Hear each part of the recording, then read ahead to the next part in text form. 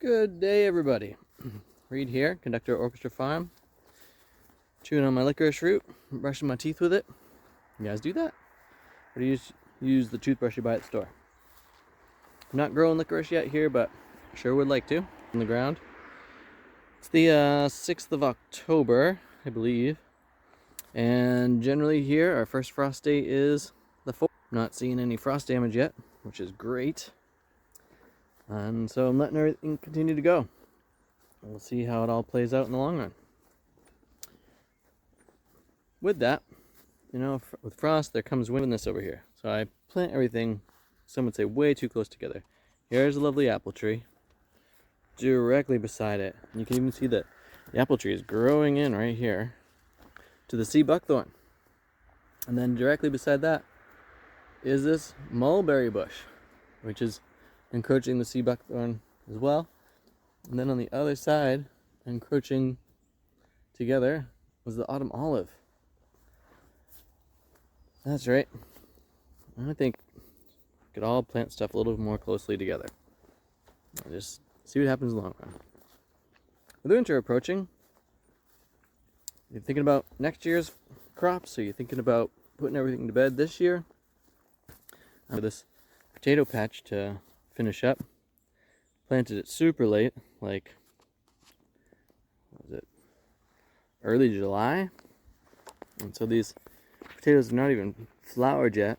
I'm probably still putting mulch on them into mid-August, maybe even early September, now that I think about it. And then over here, a squash patch that I put in a couple days later. Ooh, I'm seeing some decent sized squash down there. I've been picking them. Oh, that's some. Can you see that down in there? Look at that nice one. And that's just because it's such a bog down here. Like, let's look at our little pond for a minute, shall we? When I'm thinking about winter, I'm just thinking about next year. Funny how that works. And with that, I'm thinking about simplifying. So, can you see the water there? That's our water level. Like,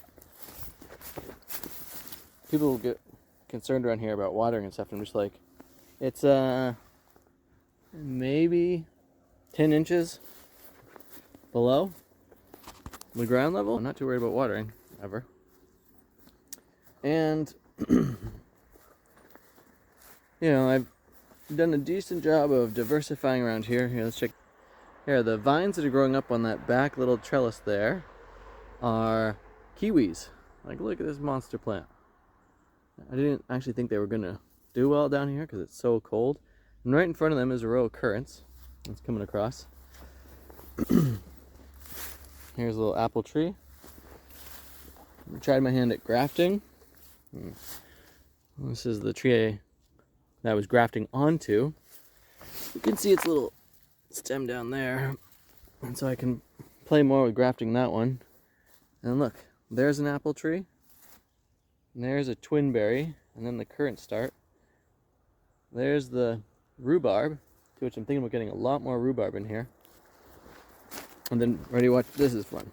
So, here's a gooseberry that has the Nootka rose, which is, for all intents, a wild rose here. And then we got this ultra northern pecan tree, and right on the other side of that is a jostaberry. And look, like, boom, apple, pecan. They're like 4 feet away from each other. And then starts more raspberries. Oh my god, look at this. We got a golden raspberry here. Bless you, universe. Golden raspberries in October. I'm happy. And then we got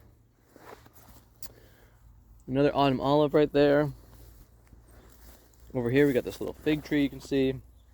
Another, I believe that's a gooseberry there. And then more raspberries kicking. I thought there was a goji berry in here, but I'm really not seeing it. This plant over here is one of my favorites. I'd like to get this going more next year, which is a sorrel. A great perennial plant. Oh, look at that. There's actually more elderberry back there. Let's see if I can just zoom in on that. Are you seeing those? That dark patch is elderberries. That would make it like our 4th go with them. Anyway, I like the berries. I like the trees. And for crops, I think I'm gonna try to convince the people that participate here that in the fields we grow a little bit of root veg, like, you know, beets, and then some beans, potatoes, squash. My wife loves flowers, so we'll do a bunch of flowers. They are nice. And then my kiddo, she's getting herbals and making sows and things, so things like calendula, probably keep that going. You know, the deer don't eat it, so we really don't have to do that too much. But that's part of the fun. And the reason why I'm thinking about scaling it all back to just doing a couple plants is because I don't live here. And, you know, I got 3 kids now, so I'm pretty full up on things. And I do have other activities I like to enjoy.